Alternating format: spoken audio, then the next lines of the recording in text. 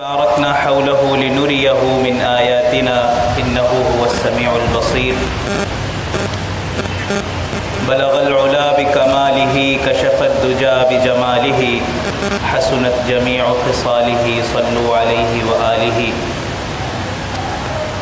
معزز حاضرین اور سامعین گرامی قدر، السلام علیکم ورحمۃ اللہ وبرکاتہ. 26 رجب اور 27 رجب کی یہ درمیانی رات ہے، اور رات کو اس پہر میں جب رات گہری ہو رہی ہے اور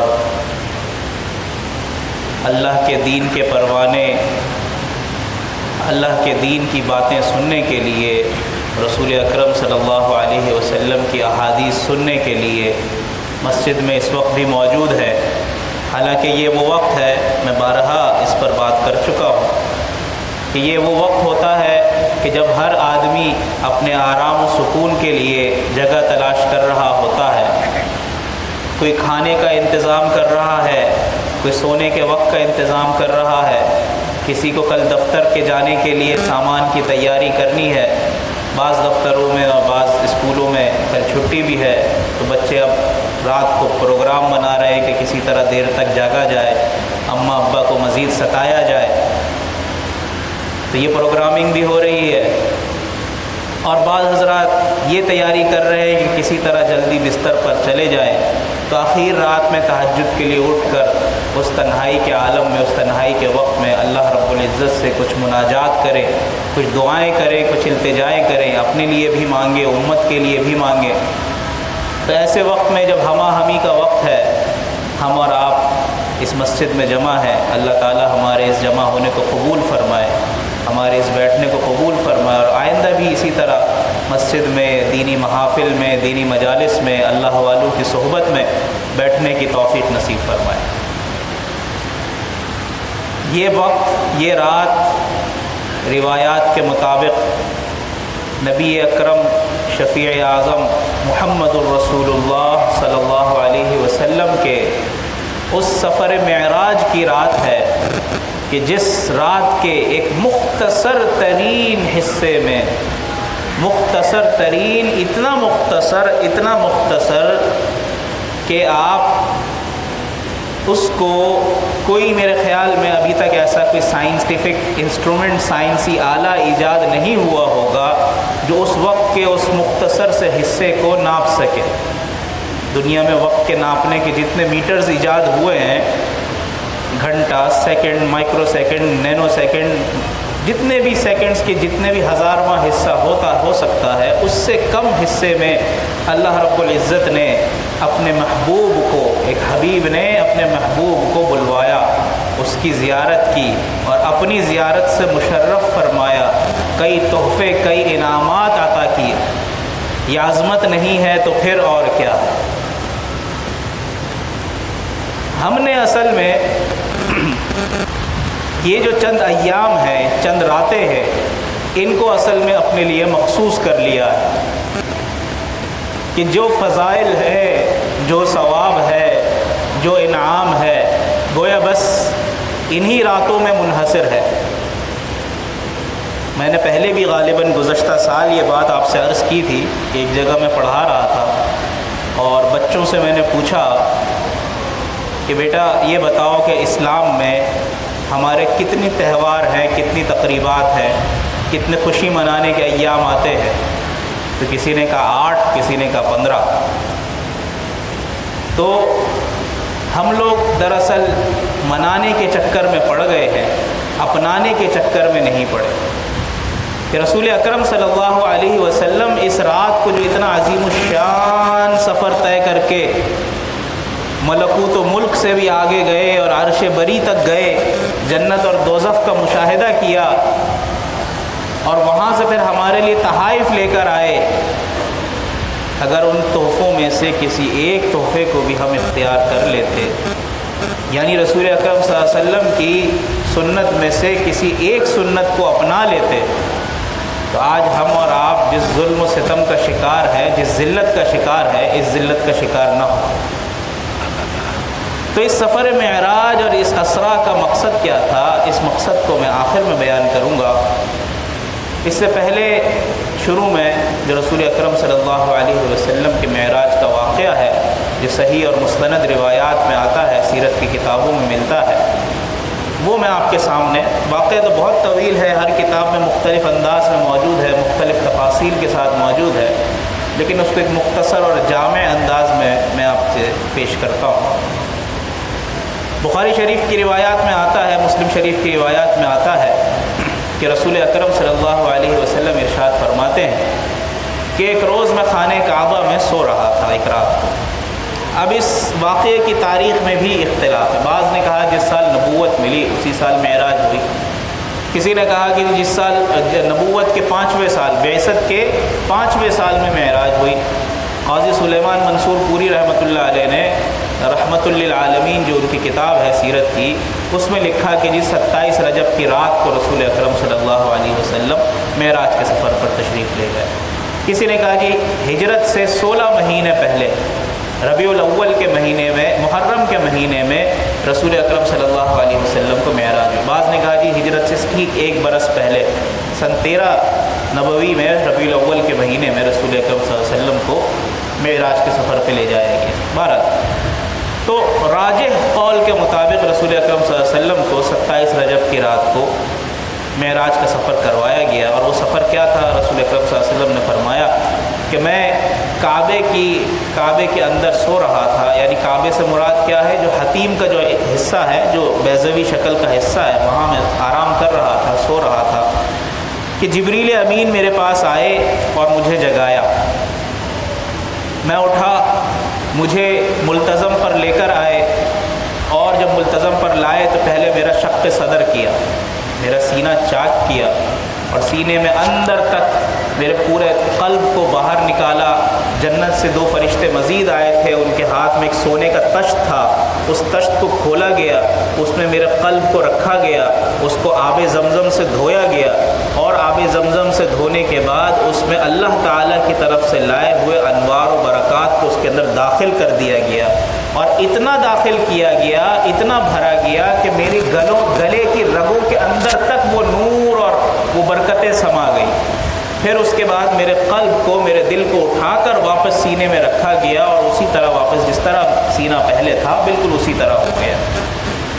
پھر اس کے بعد حضرت جبریل امین علیہ السلام اور حضور اکرم صلی اللہ علیہ وسلم نے ملتزم کے مقام پر نماز ادا کی۔ یہ مقام اس سے پہلے بھی میں بیان میں عرض کر چکا ہوں کہ یہ مقام جبریل کہلاتا ہے، اور آج بھی، ابھی بھی، اس وقت بھی خانہ کعبہ میں جو بیت اللہ کا دروازہ ہے، دروازے کے بالکل دائیں طرف، بالکل ساتھ ہی 4 پتھر کعبے کی دیوار کے ساتھ لگے ہوئے ہیں، کہ اس جگہ پر باقاعدہ ایک گڑھا سا سمجھنا، 4 بائی 4 فٹ ایک گڑھا سا ہوتا تھا، یہاں پر نماز ادا کی گئی۔ بعد میں اس کو بھر کے دیوار بنا دیا گیا، یہ محجن کہلاتا تھا۔ اس محجن میں رسول صلی اللہ علیہ وسلم اور حضرت جبریل امین نے نماز ادا کی۔ رسول اللہ صلی اللہ علیہ وسلم فرماتے ہیں کہ نماز کے بعد میں نے دیکھا کہ ایک سواری لائی گئی، جسے کہا کہ یہ اس کا نام براق ہے، جو گھوڑے کے مشابہ تھا، گھوڑے سے تھوڑا سا چھوٹا تھا اور خچر سے تھوڑا سا بڑا تھا۔ تو جب میں نے اس کی کمر پر ہاتھ پھیرا تو وہ ہنہنانے لگا، تو جبریل امین نے اس کو ڈپٹا، جس پر وہ اس کے جسم سے پسینہ بہنے لگا۔ پھر مجھے اس پر سوار کیا گیا، اور میرے پیچھے جبریل سوار ہوا، اور مجھے آسمانوں کی طرف لے جایا گیا۔ رسول صلی اللہ علیہ وسلم فرماتے ہیں کہ اس براق کی رفتار اتنی تھی کہ جہاں تک میری نگاہ پڑتی تھی وہاں اس کا 1 قدم پڑتا تھا۔ مکے سے مجھے فلسطین بیت المقدس مسجد اقصیٰ لے جایا گیا۔ جب میں وہاں پہنچا تو میں نے دیکھا کہ نماز تیار ہے، جماعت تیار ہے، اور امام کا انتظار ہو رہا ہے۔ تو جبریل امین نے کہا یہ تمام کل 1,23,999 پیغمبر جو اللہ تعالیٰ نے مبعوث فرمائی، سب کے سب آپ کی امامت کے انتظار میں ہیں کہ آپ امام الانبیاء اور سید الانبیاء ہیں، آئیے اور نماز پڑھائیے۔ مجھے آگے بڑھایا۔ اس میں بہت روایات ہیں کہ اس موقع پر حضور صلی اللہ علیہ وسلم کی شان میں حضرت سلیمان علیہ السلام نے خطبہ ارشاد فرمایا، حضرت ابراہیم علیہ السلام نے خطبہ ارشاد فرمایا، حضرت موسیٰ علیہ السلام نے خطبہ ارشاد فرمایا، کتابوں میں مل جاتا ہے۔ بہرحال رسول اکرم صلی اللہ علیہ وسلم نے وہاں 2 رکعت نماز پڑھائی اور اس کے بعد وہاں پر انبیاء سے ملاقات ہوئی۔ اس ملاقات کے بعد رسول اکرم صلی اللہ علیہ وسلم کو جبریل امین علیہ السلام نے ایک تشت پیش کیا، ایک ٹرے پیش کی۔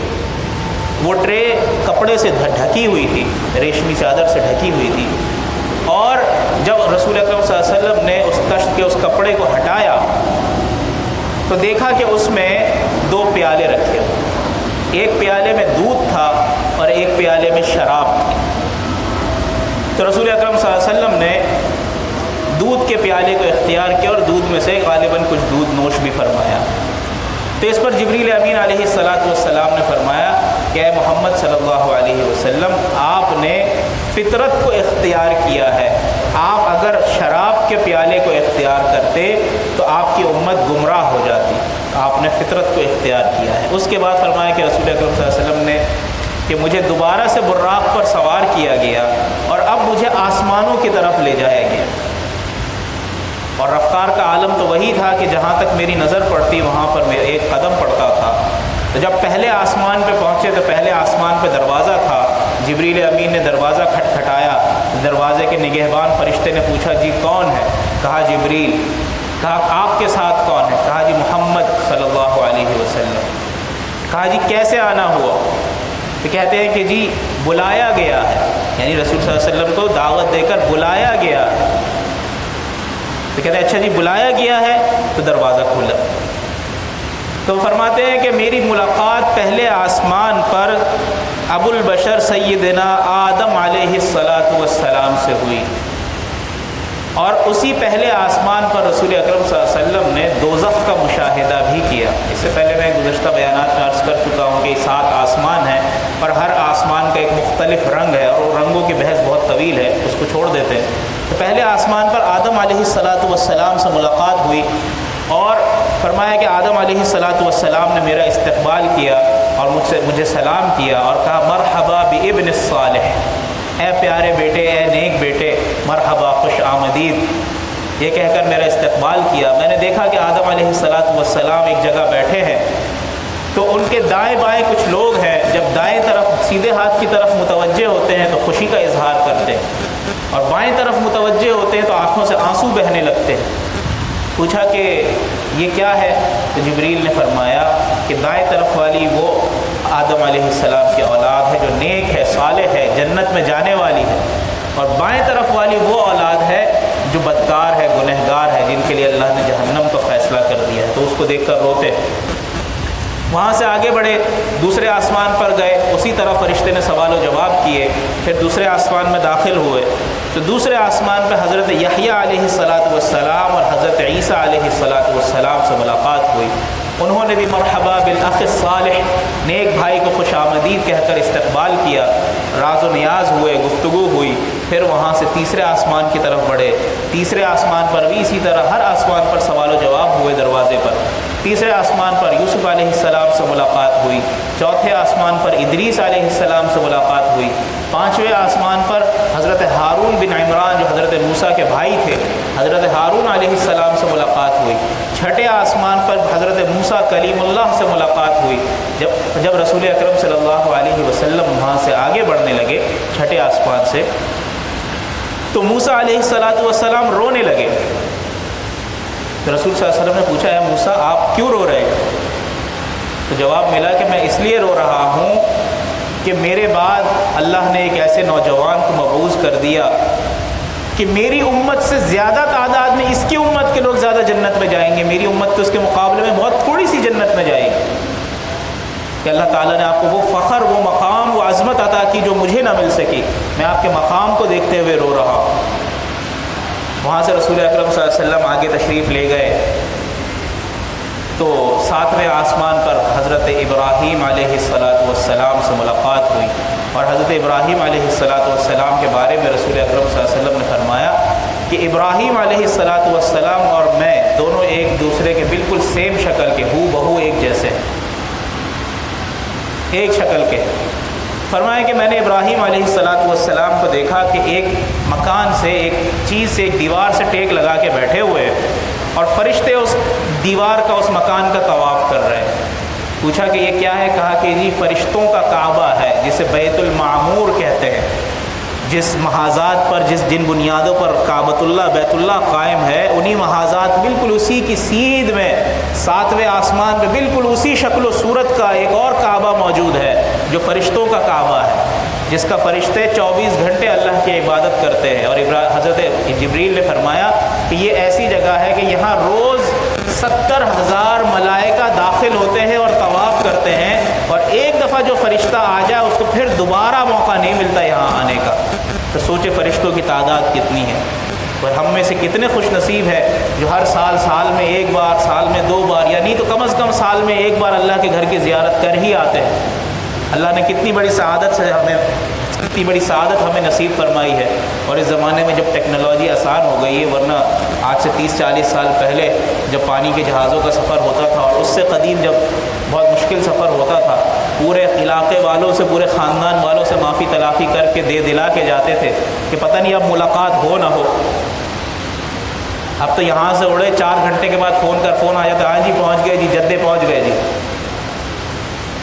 پھر اس کے بعد 4 گھنٹے کے بعد جی مکے پہنچ گئے، پھر 2 گھنٹے کے بعد بالکل لائیو کامنٹری براہ راست نشریات چل رہی ہیں کہ جی اب ہوٹل پہنچ گئے، اب سامان رکھ دیا، اب حرم پہنچ گئے، اب دعا کر لی، اب عمرہ کر لیا، اور عمرے کی پھر لائیو سیلفی بن رہی ہے کہ جی پیچھے کعبہ اور ایسے سیلفی بن رہی ہے۔